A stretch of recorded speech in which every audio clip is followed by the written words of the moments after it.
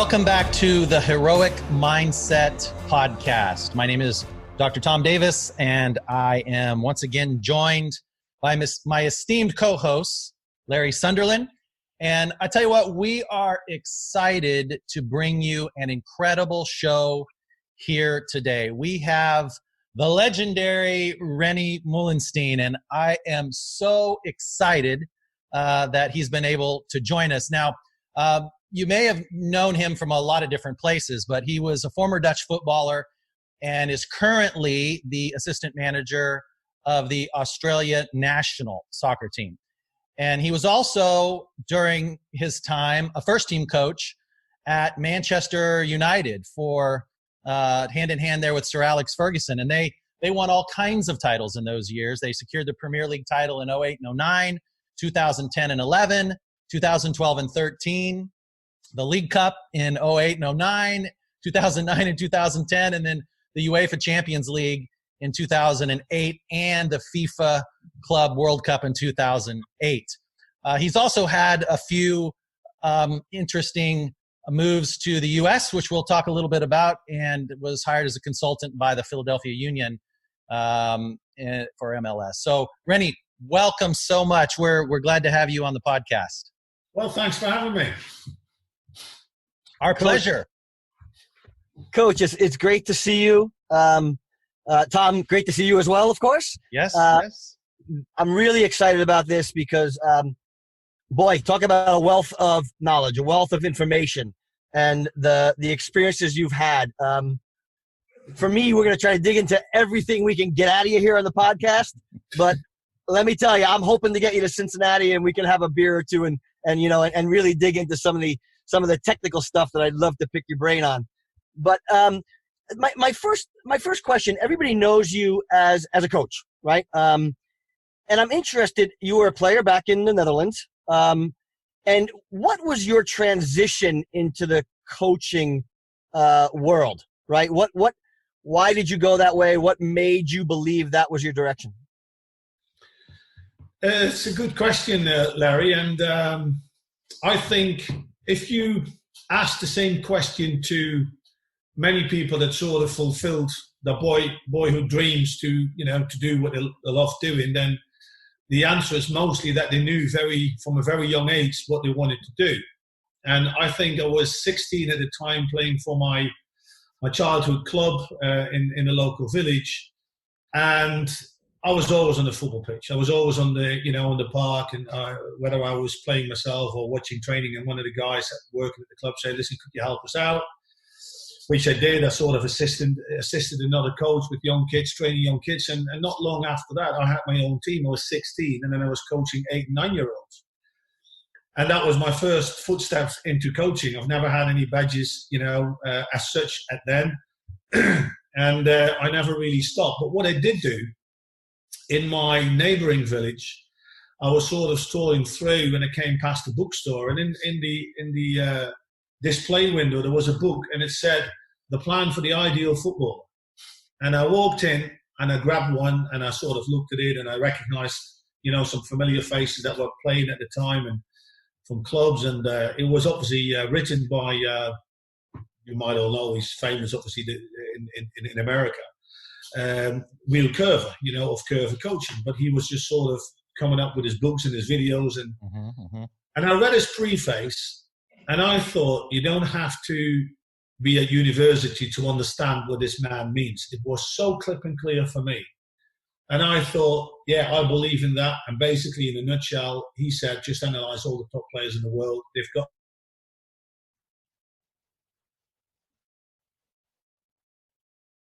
young kids, the same thing. And that's where my journey embarked. And since then, I followed many coaching courses through the Dutch FA. I even went to England, to do the badges over there, because I knew it was a bit difficult for me to get on the pro license at some point in Holland. But I thought, the more knowledge I gain, the more I will strengthen my own vision, because you need to be able to compare. You cannot just say, I believe in this, and because I believe in this, if you don't know what's out there, from other people. So that's where it started, Larry, 16-year-old, and I never stopped. I'm 56 now, so 40 years of coaching experience. And if you look at it, I basically worked at the lowest level of amateurs in Holland, or a low level. I worked with the youngest kids imaginable, 6, 7, 8, 9, 10 years old. I worked with 12, 13, 14-year-olds. I worked with 16, 17, 18-year-olds. I worked with kids at an amateur level. I worked with kids at a professional club, NEC Nijmegen. I worked with talented young international players in Qatar. I worked with young talented boys at Manchester United. Plus, I've worked at the senior level. So basically, in the whole spectrum of coaching, anything you can find, I've almost gained some sort of experience in working with it. Well, that's really interesting to me, because I think it's pretty rare that essentially you coach because you love the craft. Yeah. It sounds like. Doesn't matter who you're coaching, right? You love the craft. And it's an interesting thing, because in the levels that you've achieved, you often don't find that, because egos come in and I'm a first team coach. Well, I'm not going to go back and coach the youth, and I was a head coach. I don't want to be an assistant now, but you're really unique. You coach because you love the craft. Is there something that allows you to do that? Is there a mindset that allows you to do that? Will Curver once said to me, he came from the south of Holland, and he lived very close to the German border, so he tended to come up with a lot of German quotes. And one of them was, he always used to say to me, Rene, he said, "Entzünden kann nur derjenige, der selber brennt."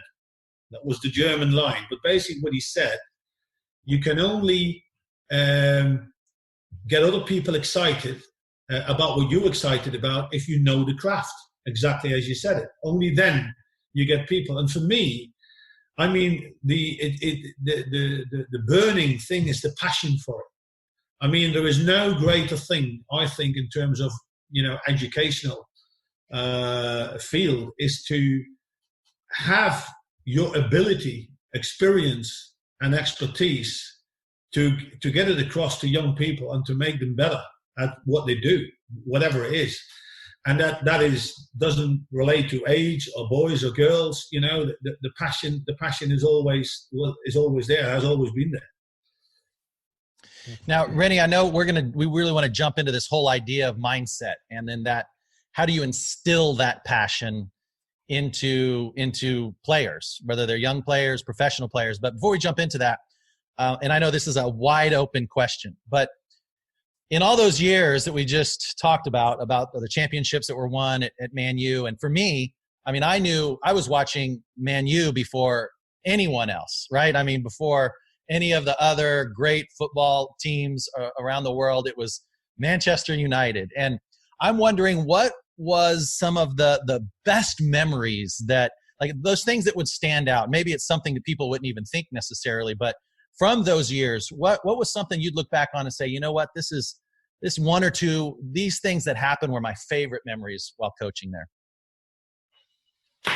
Well, I have to say, people said it many times when I was working there on a daily basis, and my friends from Holland would say, "You must have the best job in the world." And I said, "Yes, I do.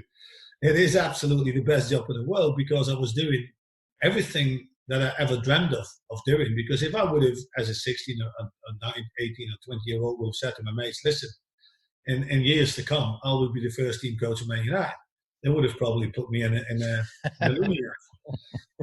But like I said, for everything, it is about having a goal, having a desire, a commitment, and then finding the pathway to get there. But every experience that I had with United, training with such a talented group, such a motivational group, I mean, the quality that was at display, every day with those players, the hunger to train, to work hard, to get better, and then perform was fantastic.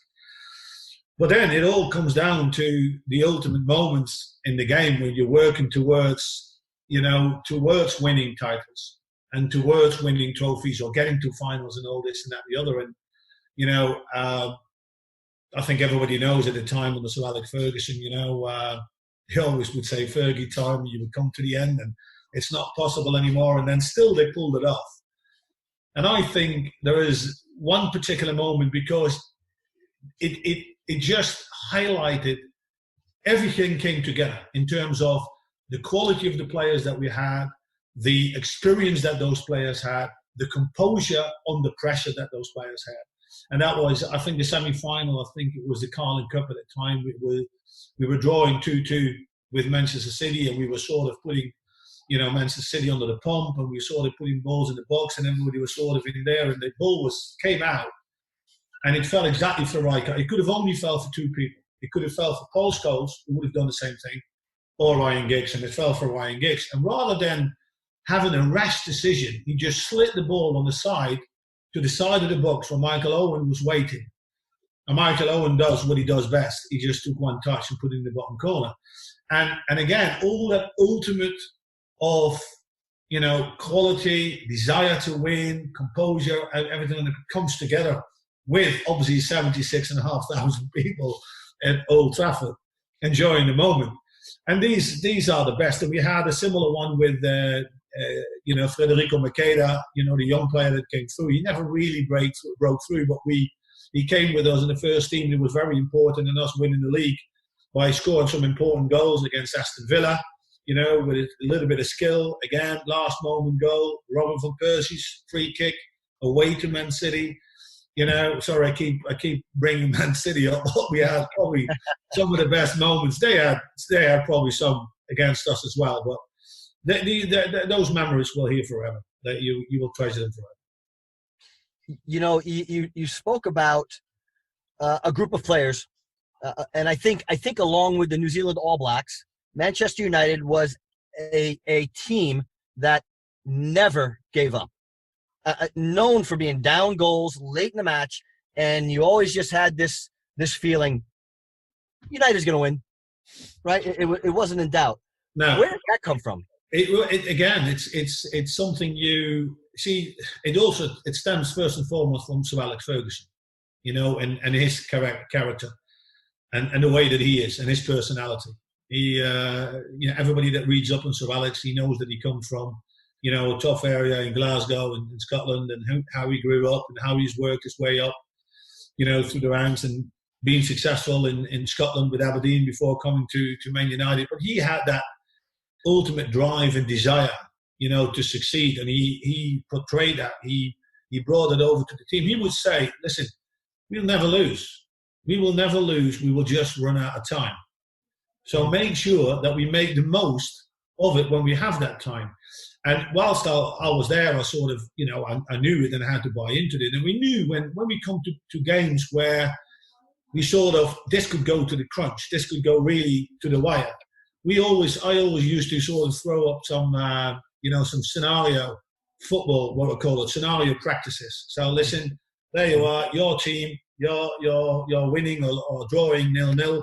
We need a win. And then we would actually play game time. 10 minutes on the clock, 4 minutes extra time, linesmen, referees, everything goes with it. And people have to deal with pressures. I was given free kicks against the run of play. What did he do? Are you blowing up or are you keeping your focus? So we would always say, listen, if you've got 10 minutes and 4 minutes extra time, it's about 14 minutes.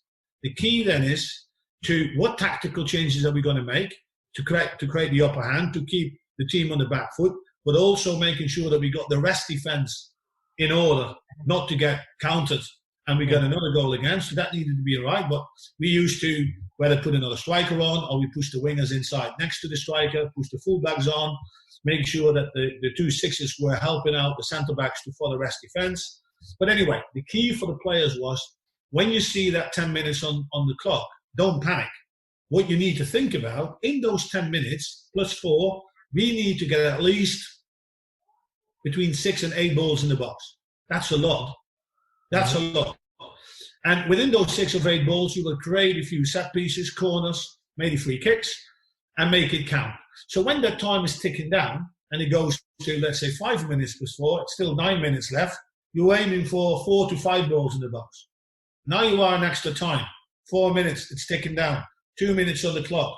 In those 2 minutes, can we get 1 or 2 balls in the box, quality balls in the box, with the numbers of people there to pounce on it? And that was the mindset. That was the thinking of the players. So they focused on doing the jobs well, but never really got stressed because time was running out. Now, if you then play at home with, 76,000 fans. And they started to create a wave of noise that helps the players as well to urge them on. And that's why I think we have been able, on top of the quality of the players, been able to score so many goals later on. Really interesting. And I kind of, as I'm listening, I three things that kind of stuck out to me. Clearly, you were prepared, right? You rehearsed the team. So these situations were not abnormal to them. It's right? always, Larry, it's always 90 minutes plus. That's what we prepare. And plus stood for extra time, but also penalties. Yes. Because I don't believe in the situations where managers then, you get to the penalties and then you walk around. Do you want to take one? Do you want to take one? You want to take that stress away. That's all been sorted. There's a calmness about it. If anything needs to be tweaked because of substitutions, you take it out of the hand of the players. And you say, listen, we've practiced this. We've done this. This is the running order. Is everybody happy with it? Great. And just do your job. Nothing to worry about. And that's it. So prepare, focus from the players, right? And they can remain focused because they know they're prepared. But a big one for me that I think tends to separate players at the highest level is that, and coaches, is emotional control, right? You touched on it before when we're talking about strikers finishing, the calmness, and that goes back to the preparation and the focus. But are there other things that you do to help the players with their emotional control and their ability to just stay the course, never go too high or too low? Now, see, the thing is, and I have a big interest in it, and obviously, Tom, you've got a degree and you study, you're a doctor, and also, but it always fascinated me. It always fascinated me, and I think the most important thing for people in general, that's why there are so many problems in the world anyway, because people don't understand their own brain. They don't know how it works. But for athletes as well, people talk about focus and concentration. Ask a player, what is it? What is concentrate? Concentrate. Yeah, but what is it? Concentration is the ability to break things down in a short spell of time and to really focus and put your energy there where it needs to be and focus on the performance rather than the outcome. But I try to always, with players, to try to explain, okay, do you know how the brain works? And it's the fantastic, most beautiful conversation you can have because you get the most fantastic stories. But basically, I always say to them, listen, to be able, where the mind goes, the rest will follow. So would you think that if you could have control of certain emotions, because a lot of emotions we don't have control about, because they just happen. They just around us all the time. Noises that we hear, things that we see, things that we smell, they just all go in your brain, and then the brain, it processes it, and then there's an outcome. And in football, if you're really making football realistic, so you're on the pitch, you see the ball coming, you got a big chance, you think you need to score, but you miss. Yeah? And then in that process of dealing with that failure, you can only go two ways. I always call it, you can go the red direction, which is negative, or you go stay positive on the green, and you keep focusing on what really matters to make sure you do well the next time. And that is, I think, an important part of, coaches, to help players to understand how does the brain work, and you actually make them understand and give them the tools. I can take control of that. I can really manage that myself. Yeah. So, like I said, it's very simple things, like it's raining, cats and dogs. Negative people would go, gee, what a rubbish weather, you know what I mean? There's nothing I can do. Positive people say, great, I stay inside, put the fireplace on, grab a nice book, read a nice book with a glass of wine or watch a movie. Mm-hmm. There's always the way that you can draw things to the positive. Yeah. And that is the most important thing. So Tom, maybe you can't control what comes in, but you can control what goes out. Is that a fair way to put it, Tom? Or from? Yeah, no, I mean, it's really interesting listening to him, because what he's teaching them is this whole idea from a neuroscience perspective of how you remove everything else, right? It's that all the things that you could be worried about or concerned about, and focus in on what Stephen Covey would call a circle of influence, things you can control. And so, Rene, you said something that I'm interested in. You said that what you do, if I heard correctly, that, well, number one, you remove any obstacles before they ever get there. So if it's a penalty, the player already knows who's going to take it. So you're removing all the nervousness, uncertainty. But in those situations, like even when I think I read in Harvard Business Review that team of United, that one of the things that you trained, they always believed they could win. It didn't matter how far behind they were. They always believed they could win. And I think they had maybe the most comeback wins ever for at least a team in history. I think that's the statistic. But how exactly did you train that? Was it what you were talking about, that it's just in the moment, right? You focus on the moment with what's happening and forget everything else, forget the score, forget the bad pass that happened, 60 seconds ago. What was that compelling coaching tool or technique that you were using to help them stay focused on the positive, to help them believe that they could always win and that they were going to create a great result in the next minute? It's obviously has grown over the years that Sir Alex Ferguson has been in charge. He's had, if you look at Sir Alex Ferguson, when he started at Manchester United in '86, he had a few years before he sort of got the team, that he sort of, the team that he knew that can get results. And then when the first championship was won, the first Premier League was won, then obviously he knew the ingredients, and one of the ingredients is never give up. Never been beaten. Again, it's a mindset first and foremost. You come back to the same thing. Where the mind goes, the rest will follow. If you believe that you've been defeated, you're probably gonna go on and lose. If you're in your mindset saying, we still got plenty of time and we get on. Now I just came in sort of in the last 6 years of Sir Alex Ferguson's reign. So that was all about maintaining that higher level of quality and competing for all the trophies. So for me, it was, there was a lot of things already put in place by Sir Alex. For us, it was making sure that these things were always, practically be transferred on the training page. So everything, like I said in my training sessions, everything that we did, there was always a clear purpose to it. So players knew exactly why are we doing certain things? Why are we doing a lot of the same things all the time? Because repetition, creates, a permanent level of quality that you then see back in the game. So there's always a purpose to what we do, whatever the purpose is.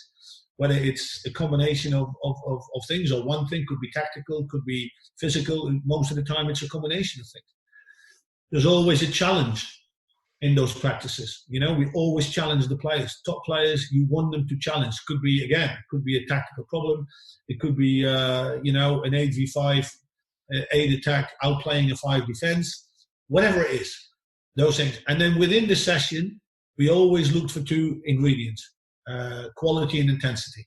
Those are interlinked. Yeah. So if the intensity gets too high, what I mean is that players start to rush things, and coming back to what I said before, the scenario football, coming back to the last 10 minutes of the game, if you start rushing things, intensity is too high, you start making mistakes. The key is to find the right, speed of play, keep moving the ball with quality, dragging players out of positions, try to get in behind, try to get in those goal-scoring positions. That's the most important thing. If the intensity is too slow, again, it's not game realistic. So those are the fine things that you have to play with, as a session. So those 4 things are the ingredients of a training sessions to constantly help those players and help them in their mindset, because all those games that we play, whether it's small-sided games, condition, they're always competitive.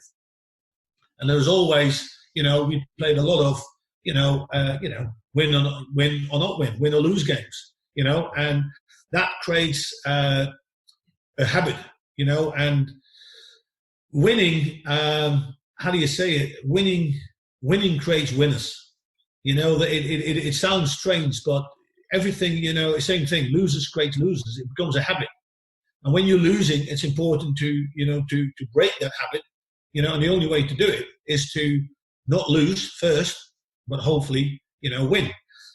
We are at United, we were that confident because of the quality that we had and the players around. We had strength and depth, we had variety, we could play with 3 different front lines, we could play with 3 different midfield lines, plus on top of that, we had that stability of a very strong defence with a very good goalkeeper behind it. And all that is basically a cocktail of making those things happen where the players believe, on top of the fact that Sir Alex Ferguson would always stress, don't panic, don't start rushing things, try find the right players, make the right movements, and we will get the chance, and we need to put in the back of the net. Sounds easier. Well, go ahead, Larry. Go ahead. Well, no, I think selfishly, I want to ask to hear a story, but maybe before that, I'm interested in the players you've worked with, right? Cristiano, Paul Scholes, Beck, you name it. You worked with a lot of elite professional athletes, and I've been reading up on the fact that when we talk about focus, they're very focused, but even more importantly, they're able to filter, right? Filter off the field, filter on the field. They're able to filter their lives, right? And it comes back to, there's a lot of noise out there, right?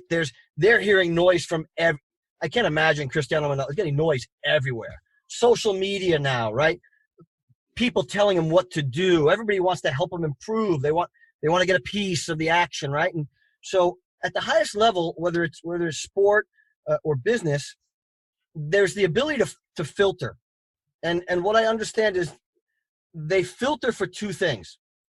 They filter for something that can change their lives, or they filter for something that can immediately make them better.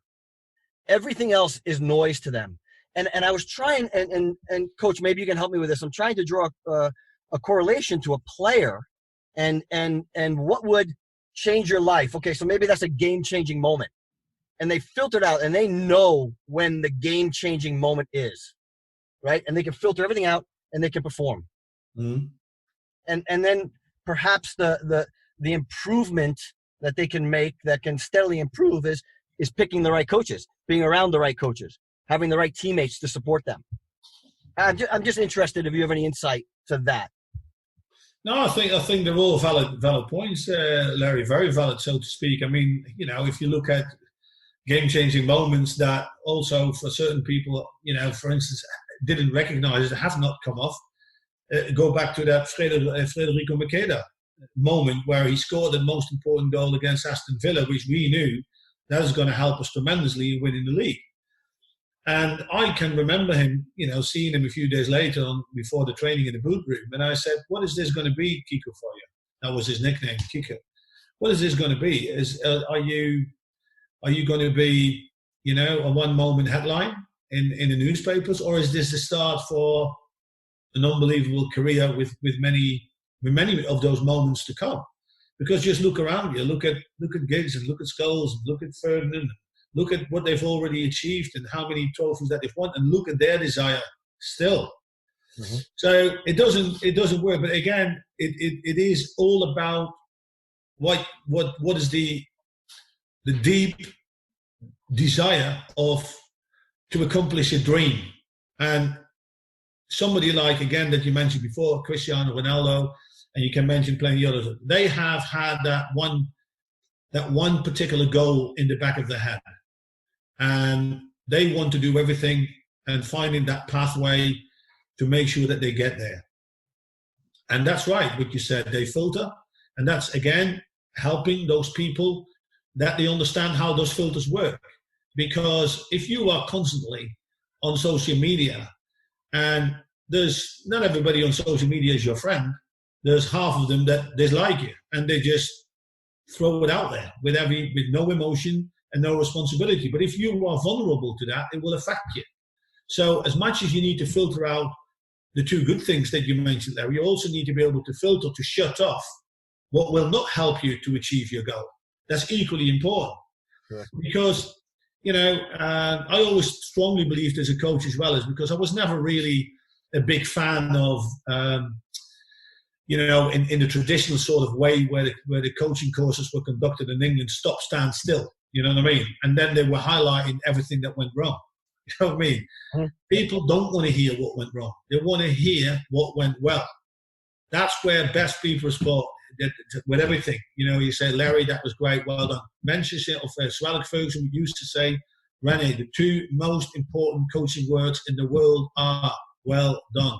Okay. So the key is for a lot of coaches is to learn to coach success.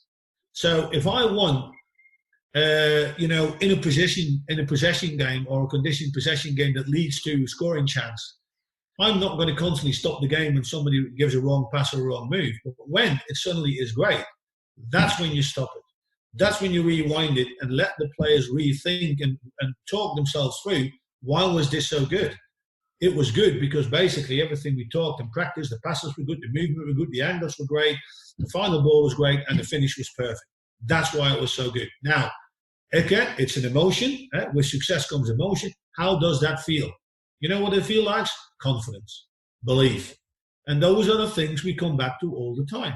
And that's what you want. And it's a complete different way, a complete different world that you see a lot in the world of coaching still, that people still highlight, stop, stand still, that was the wrong pass. What about this? What about that? Yeah. And still a lot of ground to make up, I think.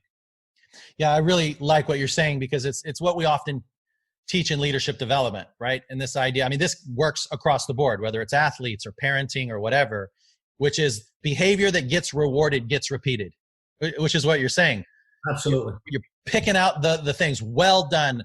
And I think so much of the time, because of our negativity bias, we start focusing on things that are the negative, what you're not doing right. And then that's the behavior that you get rewarded without realizing it, right? So that positive, encouraging coaching that points out the right thing to do is very powerful. It is, but like I said, negatively, because if you just keep focusing on the negative, then that's probably the behavior you're going to see. You're going to see more.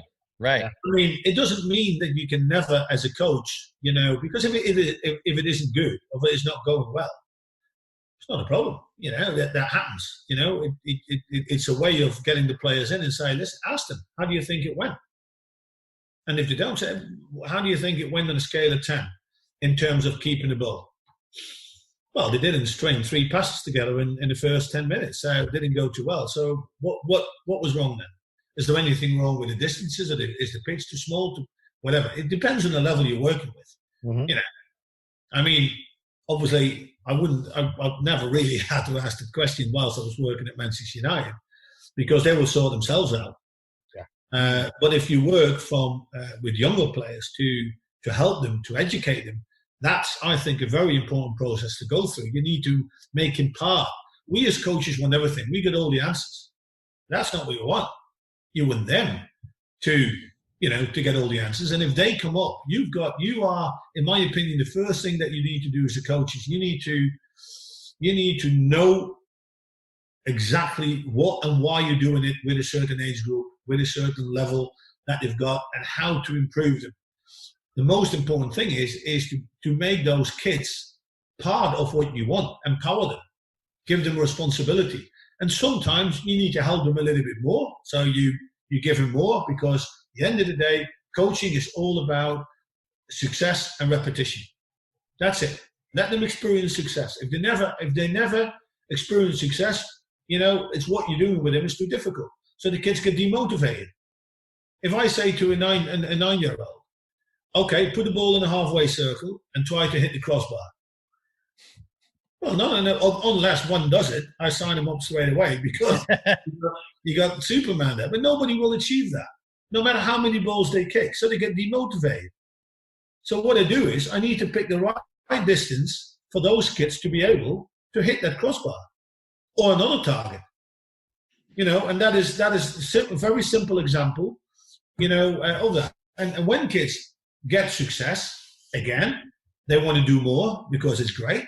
They get more confident. When players get more confident, they get more belief. When they have more belief, they take more initiative, and it just rolls on. And plus, those are very important aspects of normal life as well. Who doesn't want, a positive, confident child? Everybody. That's really interesting because we talk about this a lot, Coach. We talk about psychological safety, right? And when you work with the younger players, creating this psychological safety, this environment of psychological safety, so they can experience these things without fear. Okay, how do you bring that? Because I think it's important. How do you bring that to a first team? How do you bring that to Manchester United? You want to create psychological safety in the locker room there, on the field there, so that they can trust one another and they can make mistakes. But with an underlying current there that is, you have to win. If you don't win, you're gone, right? So how do you deal with that in that locker room, in that environment? How do you make them feel safe while at the same time they know they're intelligent, they know? Yeah, you call it safe, Larry, but it is make him feel valued, make him feel important. That's the biggest. That's one of the biggest traits and qualities that Sir Alex Ferguson had to manage the squad. And as you know, you go back to the years that he was in charge, and I was there as well. If you look to the patterns that we sort of identify within the squad that we had, there was a lot of rotation going on. All the way through, let's say, the quarterfinals of the Champions League. So February, March. Then also the league would start to define itself. Where are we? So Alex Ferguson always used to say, when by the 1st of January, when we are top of the league or no more than 5 points away from the leader, you've got a great chance of winning it. So he had these sort of constant conversations when the sessions were going on, especially at my time. Obviously, Sir Alex Ferguson was more observing and talking than anything else, but he would use that time informally to walk around on the pitch and have chats with players individually or with groups of players, and reassuring them, the players, although you haven't played for the last 3 games, you still have an important role to play. I see you training well. These games are coming up. You're definitely going to start, with one of those games. And it's the hardest thing. And I think the honesty that he always portrayed as well, by saying, if you had to pick the 11 to start, you say this is the hardest thing that every manager has to do. Not to pick the best, not to pick the starting 11, but to leave all those good players out and even leave some out of the squad. Now, obviously, those are the things sometimes you can't control because those rules are set by the FIFA. You can only play 11. You can only have 3 substitutions. I mean, this at the moment with the coronavirus is happening. People can change 5 players. So the managers is, it's a good thing. And I think, why not if it's managed well in the future? But coming back to that, that's all it is. The man management around it, making sure that every member in that squad is feel valued and important. And I'm 100% sure that every single player in that squad, in that time that I was there from 2007 to 2013, everybody had, a role to play in those trophies that we won those years. Yeah, so much of what you're talking about, Rene, is mindset. I mean, I think that when you see a team like Man U and how dominant they were, nobody's thinking about what you just described. That the players were feeling valued who maybe didn't get as much time, that there was a different way of coaching, there was a different way of how you treated each other. I mean, you use this phrase that I think is fantastic, where the mind goes, the rest will follow. I mean, Right. that is classic mindset, right? That you have to be clear about what kind of results you want, what you want to focus on. But I think that message is something that's really important to coaches and athletes, that this is the other side of the game. Of course, this is why we're doing this podcast that we believe is so important, because if you don't focus there, then it makes it very difficult to win. It does. And yeah, I like to share a story with you because of this. It fits in perfectly well. But in that time, it was in 2007, 2008. I was working with the first team, but not traveling as such with the first team to away games. So I stayed behind with players that weren't picked for the squad, whatever, or coming back from injury. So I had a lot of contact time working with those players individually. But I can remember Manchester United had to play, I think, the semi-final away to Barcelona in that year. And they Cristiano Ronaldo missed a penalty. It was 0-0. And then they flew straight to the south of England to play Portsmouth on a Saturday. And they lost that game 2-1, although they were still challenging for the title. So everybody came back a little bit down, a little bit subdued, you know what I mean? And I was, obviously, you can still remember the morning of the session. And so Alex Ferguson came up to me, and, you know what I mean, this and that and the other. He says, "Boss, you like tennis, don't you?" He says, "Yes." He says, "You are a big fan of Federer, aren't you?" He says, "Yes." He says, "Well, let me tell you a story. You are at the Federer moment." He says, "What do you mean?" He says, "Well, I'm a big tennis fan and a Federer fan. And I read this article once from a guy that obviously everybody knows from Federer. When he was young, he had a lot of behavior problems, you know, throwing rackets and mentally very unstable. And this journalist asked him about that mental strength. How did he come about this?" And he said, "I can remember, you know, when Federer described the example. He says he was in an ATP on a Grand Slam tournament, and he won the first set 6-3 very comfortably. He won the second one 6-4 very comfortably. Then he lost the third 7-5. He lost the fourth in tiebreak. So now he's playing in the fifth set in the final. It is 5-4 up to him. He's at serve 40-30. That's the Federer moment. So if he wins that point, he wins the game, he wins the set, he wins the match, he wins the Grand Slam. Everything that brought him up to that 5-4, 40-30 is not relevant. It's not relevant. It's the past. Nothing to do with what he has to do before. He has to hit a good serve, preferably an ace. That's the focus. So I said to Ferguson, "Listen, we are here now. The next game that we have to play is West Ham. If we beat West Ham, then the week after you play Wigan away. If you win that, you win the league. After West Ham, you play Barcelona at home, 0-0. If you win them, you win the Champions League final. So let's assume that you've beaten Barcelona away and you've beaten Portsmouth, but you're exactly in the same position. Just because those results didn't go for you creates emotions with negative feelings. But you are exactly at the same point. You need to press the reset button. You got there not because you drew against Barcelona and you lost to Portsmouth. You got there because you won the quarterfinals, you won all so many games, and you are here 2 ways away from winning the league. 1 win away to get to the Champions League final.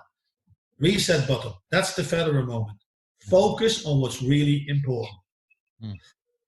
That's Michael Jordan being in the moment. His ability to be in the moment. To be present. The moment.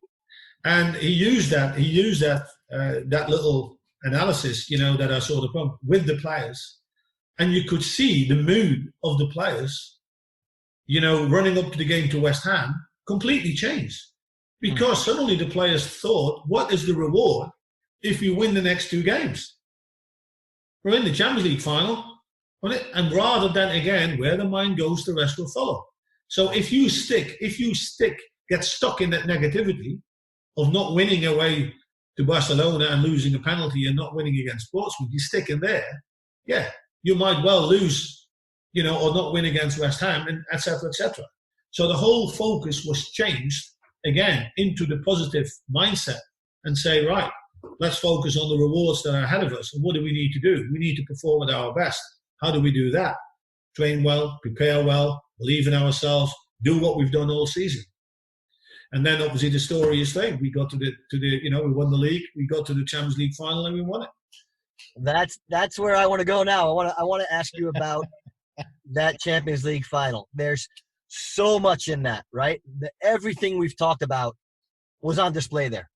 Yeah. You know, can you just relive that for us a little bit, and any things that maybe were said to try to keep the guys focused, and because there were so many ups and downs in that game. It was, you know, just a phenomenal match. Well, it was obviously an exceptional Chelsea team, you know, at the time as well. With I think that the teams were very, very closely matched. You know, I thought in that run up, you know, in that season, I sort of, because in the beginning of the season, I did a lot of work with Cristiano Ronaldo individually because he got suspended for the first 3 games. So in those first 3 or 4 games, every time I had about 2 days, 2 or 3 days work with him individually or with a few other players. So we really focused on goal setting, personal goal setting on the pitch, and et cetera, and all that. And in the run up to that, I sort of created of all the stuff that we discussed, I created a sort of a DVD for him, what I called Ronaldo from Good to Great. And what it really basically covered was a lot of quotes from former top performers like Pele or Carl Lewis or whatever it was, and it all covered around where the mind goes, the rest will follow. And Ronaldo was exceptional in that Champions League final. He scored the first goal, the header, and he was fantastic. And then in that moment where it really matters, he basically sort of,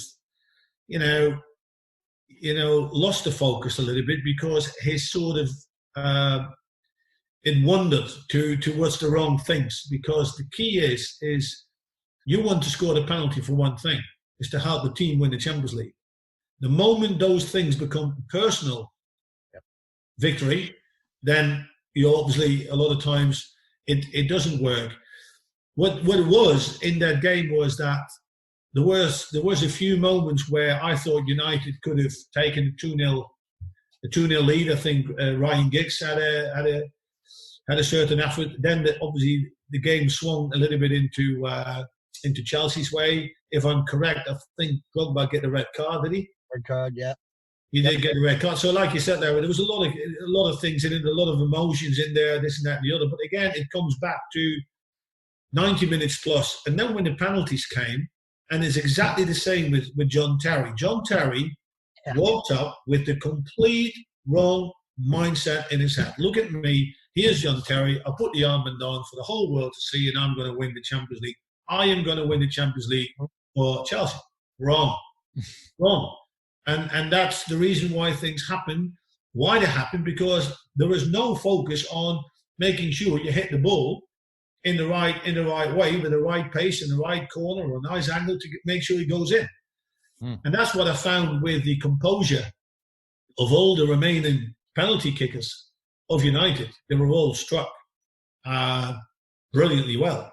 Yeah. And then you had obviously Edwin van der Sar, obviously in goal, who saves 2 important ones, or it saves the most important one against an Elka.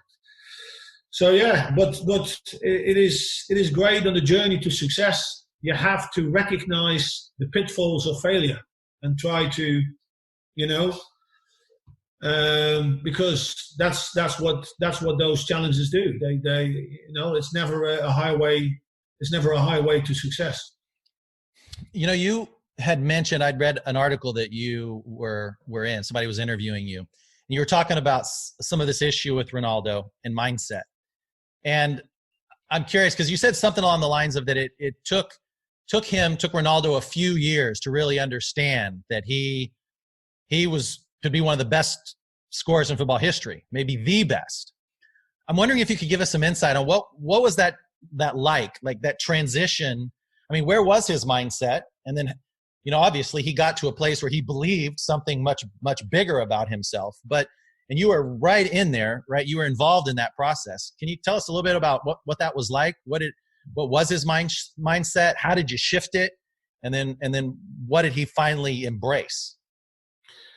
Well, I think for Cristiano, and obviously when I had this time to do a lot of work with him individually, you've got the time to sort of, cover those things, because there's no threat, like Larry mentioned before. There is no noise. There is, you are in a safe place on the training ground. There's nobody else there. It's quiet. You can talk as long as you want. You can talk whatever you want, and it stays, where it should stay.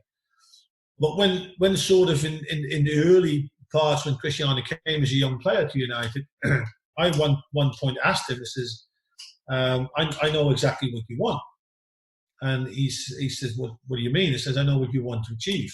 And he sort of looked at me and smiled a little bit and says, do you want me to tell you? And he says, yes. He says, you want to become the best footballer in the world. And he says, am I right or am I wrong?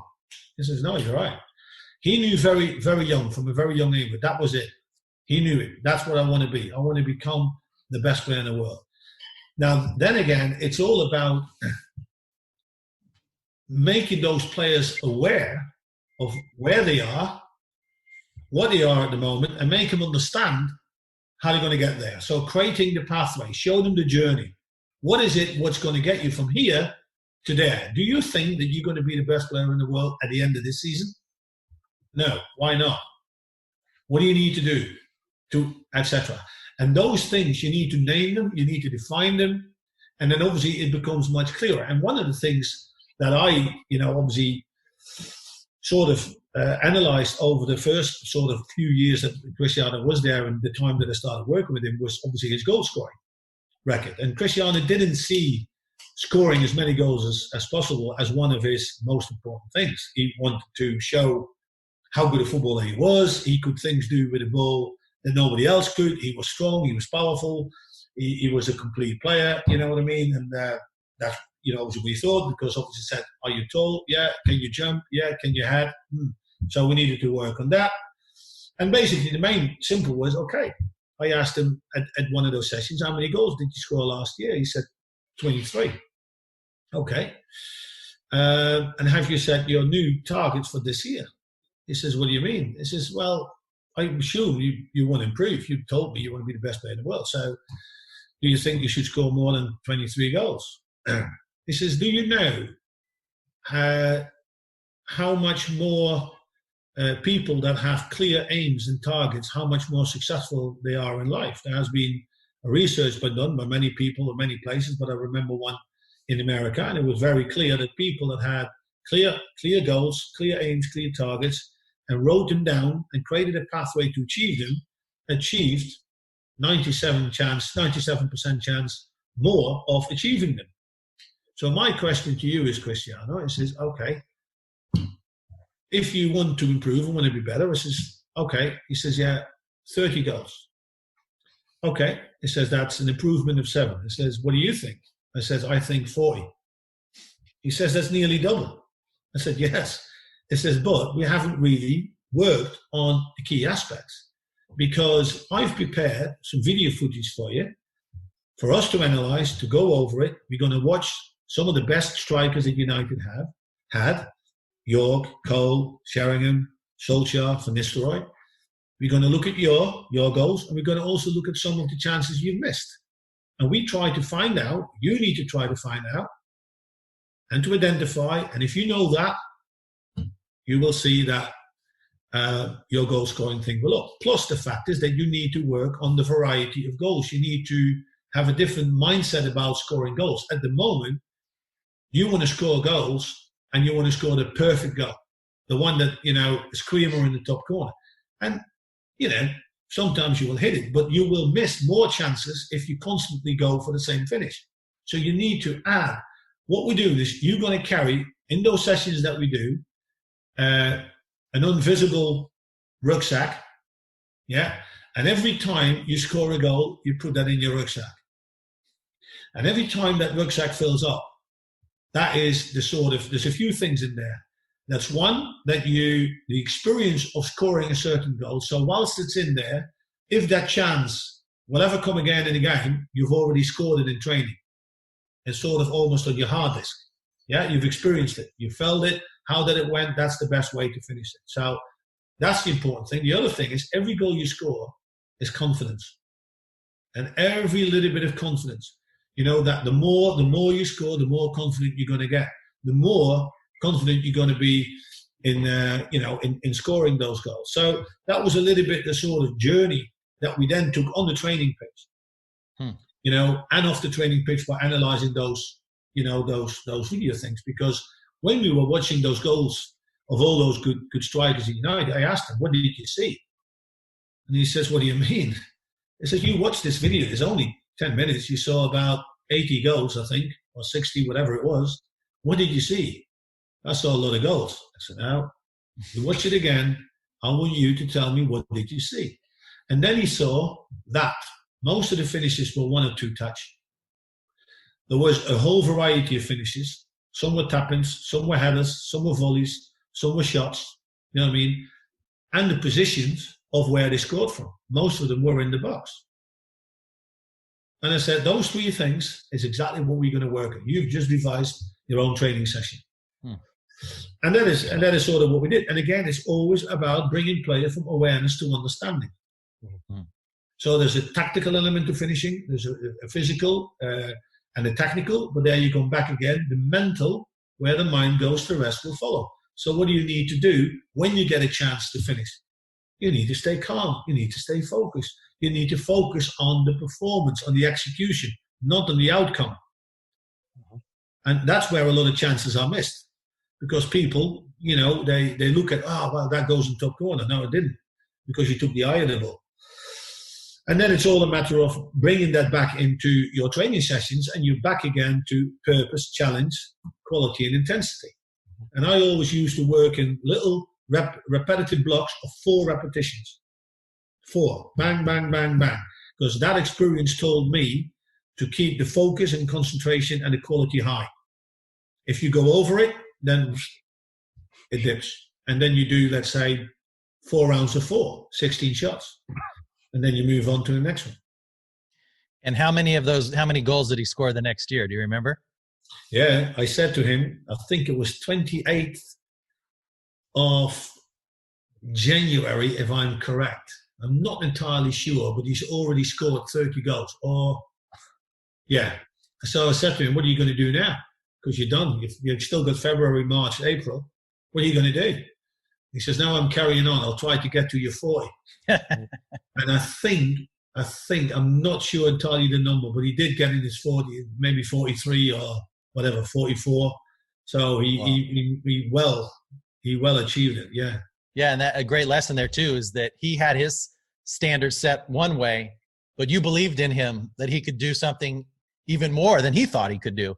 So, of course, you would never know, but you wonder, maybe he would have settled for 30-something and thought that was good, but you set the standard so much higher, and that's what he was focused on. Well, exactly, because that keeps driving you on, but also it was also a matter of, okay, I want to score more goals. And then when he started to realize and experience that there are many different tools, and that, you know, no matter how you score, the feeling is always great, and every goal is an important one.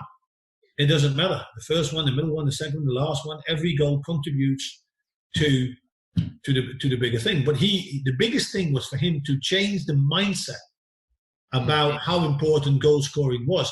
And if you look at that in those latter years, the last 2 or 3 years, I would say, with Ronaldo being at United and then carrying on at Real Madrid and now at Juventus, he's become a goal scoring machine. That's the only thing this man steps on the pitch for. I think, Coach, I think that's so important, because it sounds to me what you were able to do was to refocus him on what he is special at, what makes him different, and what allows him to win games for his team.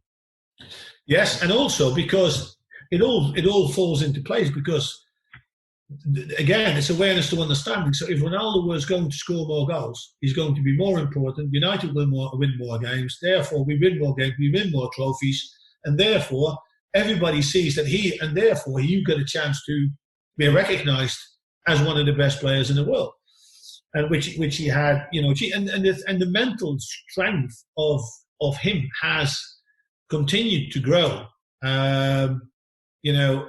And it's probably still growing, because obviously it's great to spend some time sort of when you are, like I said, in a safe environment. But he goes to Real Madrid, and then there is this unbelievable, fantastic player called Messi at Barcelona. And there were moments where, you know, Barcelona was on top of Real Madrid, Messi was on top of Ronaldo.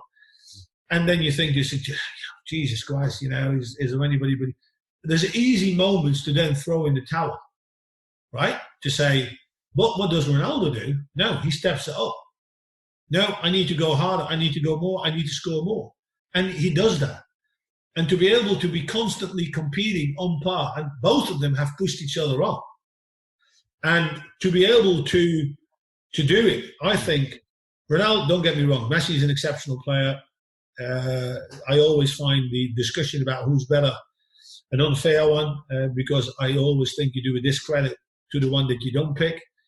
But they're unbelievable. But for for Cristiano to do it in the Premier League, in the Spanish Liga, now in Spain, or in Italy for Juventus, in the Champions League, is just unbelievable. And this motivation and drive and desire. The moment that he started to sort of realize, I will not be able to bring that constant level of success and force, and because Ronaldo is not the type of player that sort of, okay, going to play a little bit of midfield and they're going to do this and going to do that. That's when I think he would call it a day. But we've been lucky to be growing up and see, especially those two players. Having the chance to work with one of them is obviously an incredible feat in itself. Fantastic. I know that too. We have a lot of coaches that listen to the podcast. We're very thankful for that. And I know one of the things you strongly believe is that you have to create, as a coach, an environment where players, kids, doesn't really matter, can become as skillful as they can. I'm wondering, what encouragement would you give to coaches on how they can set up those kind of environments? What are some of the things? We've talked about some of them, but what would you say are the top 2 or 3 things that they need to make sure that they're doing in order for that to happen?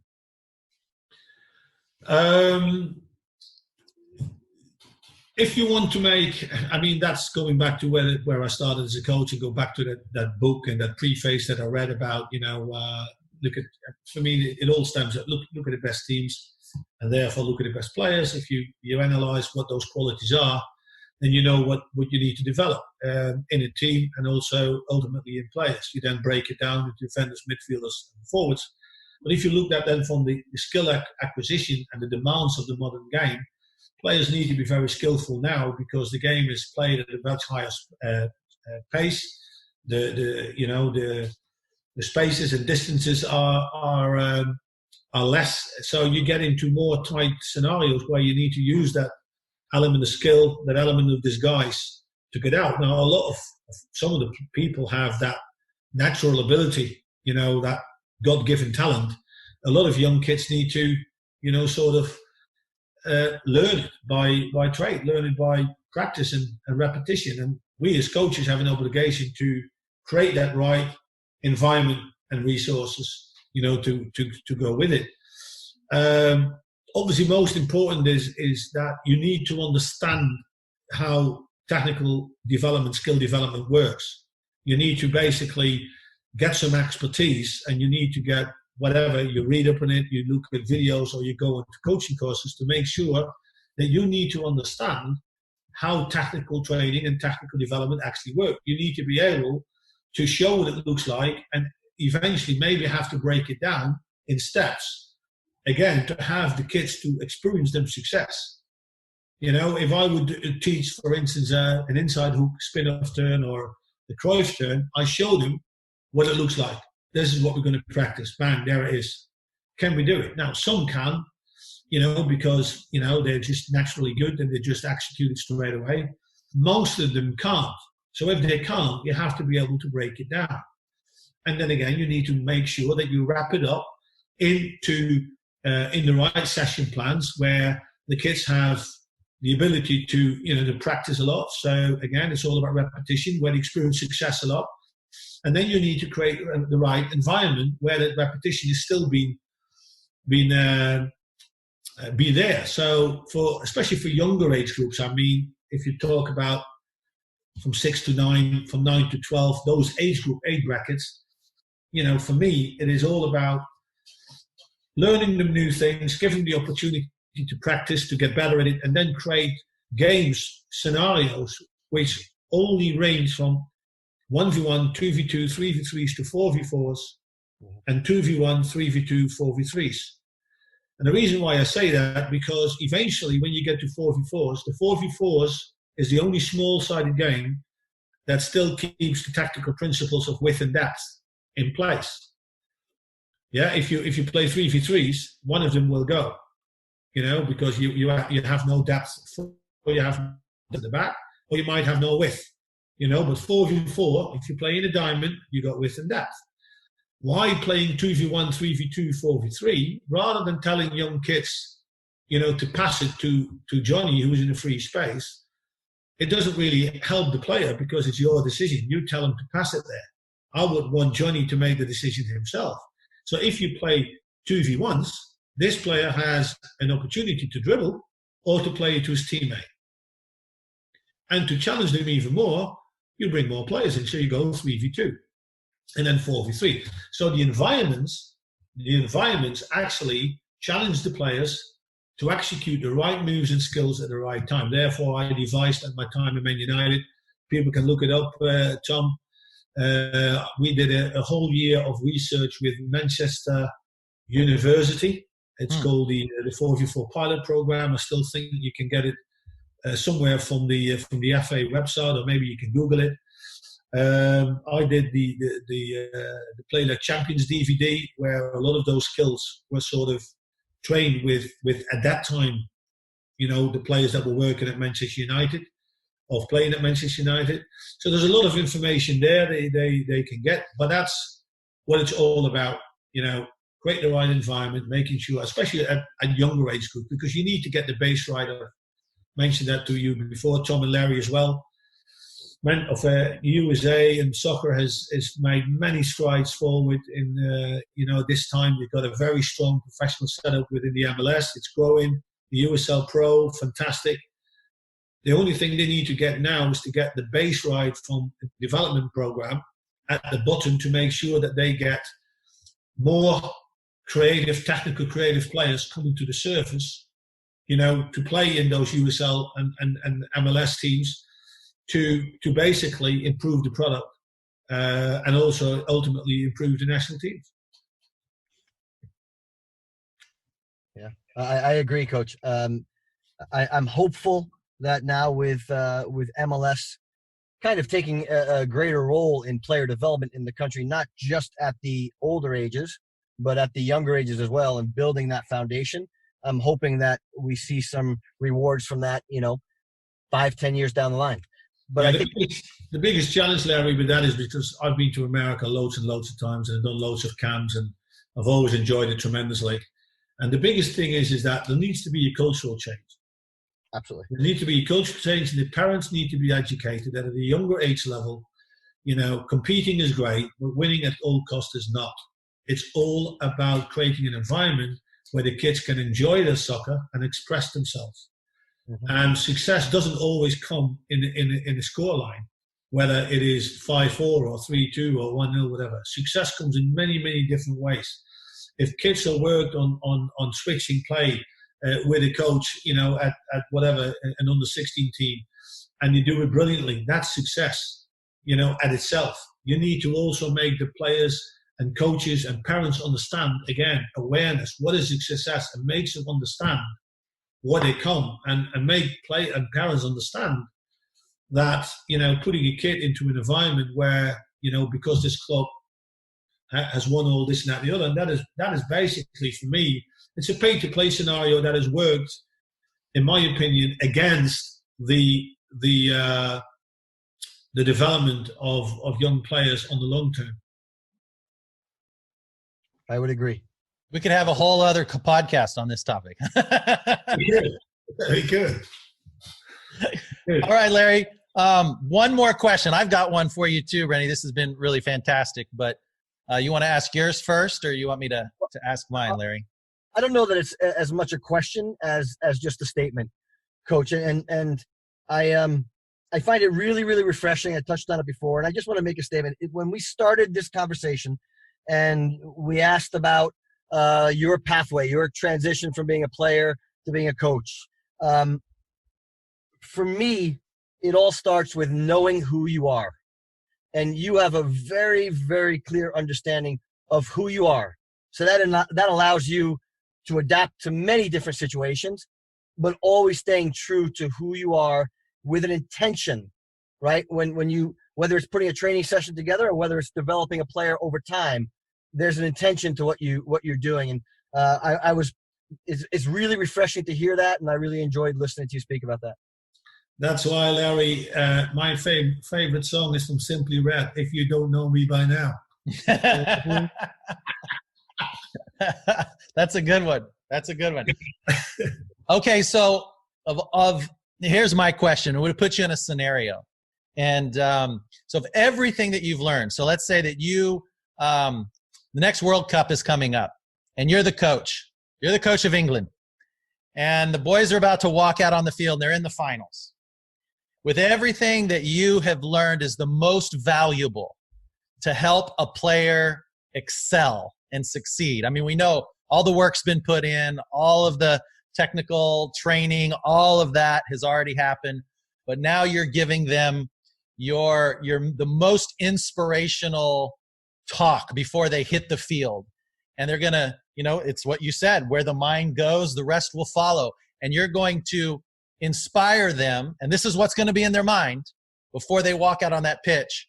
What are the most important things that you tell them? 3 things. Remember what got you here. Yeah. Mm-hmm. Hard work, quality, desire, all those things. Remember what got you here, and just in your mind rerun that as a film. That you've embarked on a journey. You knew where it started.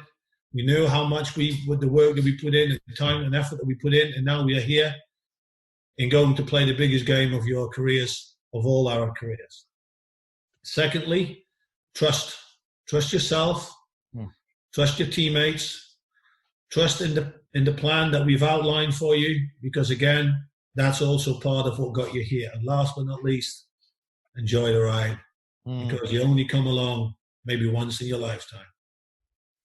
No regrets. Fantastic. Yeah, trust. That's another big one that we could really get into. It's an incredibly important aspect. Well, Rene, this has been great. We really appreciate you taking the time. I know how busy you are. I know how many Zoom calls you're doing, especially in this season. But if some of our listeners want to find out where you are, what's the best way to reach you, how some of the things that you've talked about that you train, where can they find you? Oh, that's a difficult one. I'm not really because I'm not really a social media person, although I am sort of on Twitter, but apparently the people at Twitter since I was recognized before, so you get your blue tick. When I became the Fulham manager, I got off it, and then basically I lost the blue tick, and since I come back on it, I've never been able to get the blue tick back. So a lot of people, but Twitter is one of the things, obviously looked at. I'm on LinkedIn as well. Okay. So those are 2 good mediums if people would get to me and unless they drop me a message or something, or need a bit of advice. And like I said, if they want to know a little bit more about, am I still doing something in the United States with regards to my philosophy, my method? Yeah, we still do with the Meulensteen method, which is based in Michigan. Aaron Van Elst is sort of the director of running that program. So we've got a few partnership clubs. We still do camps, coaching courses. So those are all 3 good things to tap into. Fantastic. And we'll have those in the show notes, as well as your website, which I know talks a lot about your journey and all of the highlights there. So Rene, thank you again. It's been great having you on. Well, it was a pleasure. Absolute pleasure, gentlemen, and lovely to speak to you. And I hope to see you in Cincinnati one day, Larry, to see my friends Gary and obviously Jaap Stam, the new manager. Really keep a close eye on him, and I hope he does really well. Well, we hope to get you here soon, Coach. No problem. I'll keep in touch. Okay. All right, everyone. Thanks for listening to the Heroic Mindset Podcast. If you would and you like this episode, make sure you give us a 5-star rating, and we appreciate all of you tuning in. Until next time, we will talk to you soon. Thanks for joining.